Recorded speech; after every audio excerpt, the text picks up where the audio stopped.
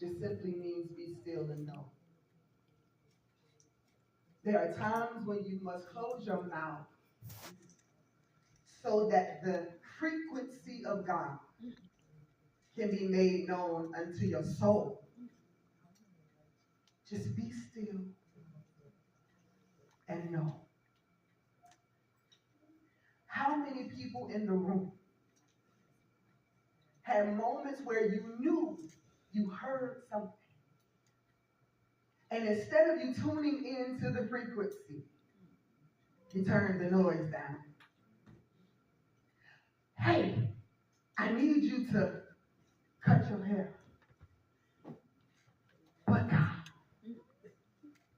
no, that ain't God. I worked on this. I disciplined myself to establish something that needed to grow, and now you're telling me it must go? Shh.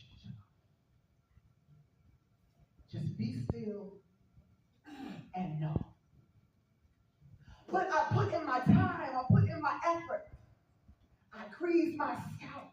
I twisted it up a little bit. I made it look real neat. God, didn't you want me to learn how to discipline myself, be consistent? And now I have to say bye-bye. After 15 years, down to the back of my knees, God, you want me to let it go? Just be still and know. See, what happened in those moments is that I forgot how heavy it was. I forgot what it was like to turn over and pull one of them underneath my back, and it pulls my head all the way backwards. I forgot the amount of weight that I was carrying because I had already made this connection with my head. And obviously, it belongs to me. So, okay, God, I got 1 year, then 2 years, then 3 years. Cut your hair. It's just that simple. But God, it's not simple. It belongs to me. I put in the time. I put in the effort. I made it grow. And now you want me to say goodbye. Shh. Be still and know. It's in the moments that we want to hold on to something that is too heavy that God says, let it go. It's in the moments that our back is beginning to break and God says, let it go. But I put in all these years into this job. Mm-mm. Be still and know. Be still and know that I would never make a mistake by telling you to let it go.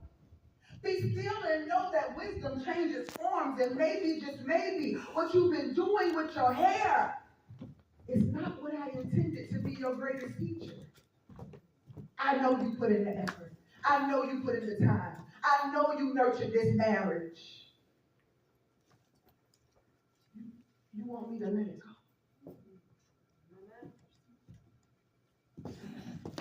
Sometimes God is not telling you that you need to be quiet because you're wrong.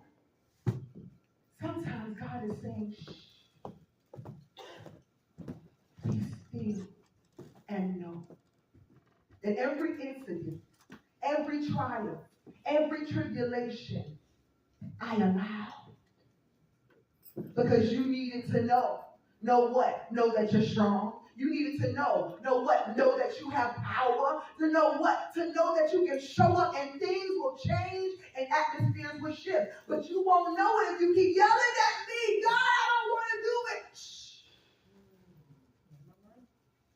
Because weren't you the one that was just praying for me to lift the load?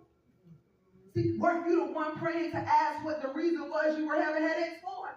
See, weren't you the one who asked me why it is that it seems like it's too much for me to bear? Why don't I want to take care of them anymore?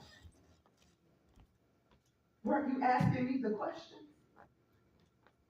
So if you're asking me a question, do you expect the answer? But God, shh.